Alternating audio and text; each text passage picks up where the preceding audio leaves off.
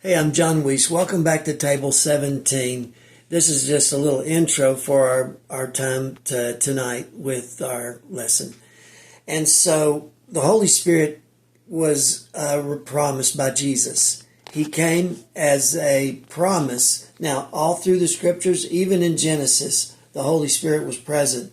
He was there in Genesis, and it said that the Spirit hovered over the face of the void, and he brooded.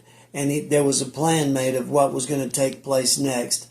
God always plans ahead. But when the day of Pentecost had fully come, the disciples were all gathered in an upper room, and they were sitting there, and together they prayed in one spirit and in one purpose. And as they prayed what they were seeking for, they weren't asking for the Holy Spirit to come. They were praying for the direction of the Lord, asking God whether they should go next.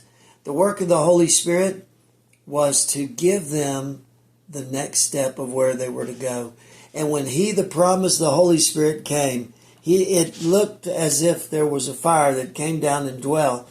It happened when Jesus was baptized. When Jesus was baptized, the Holy Spirit came down, and it looked like a dove had descended upon him and rested on the Lord and rested on Jesus.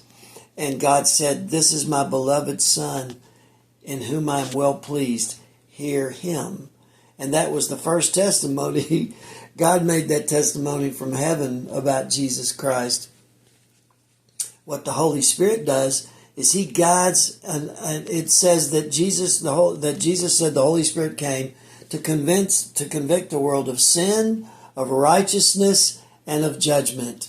And so that is what basically the Holy Spirit does in a nutshell. We're going to talk about that today here at Table 17. So come back and join with us.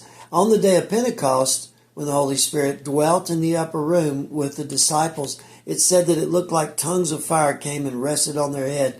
Now that's not just a paradigm. In other words, doesn't set the prerequisite that every time he moves, he does it a certain way. He can do it any way he wants. The Holy Spirit can come and dwell in our lives in any separate way. But how can Jesus be in all places at the same time?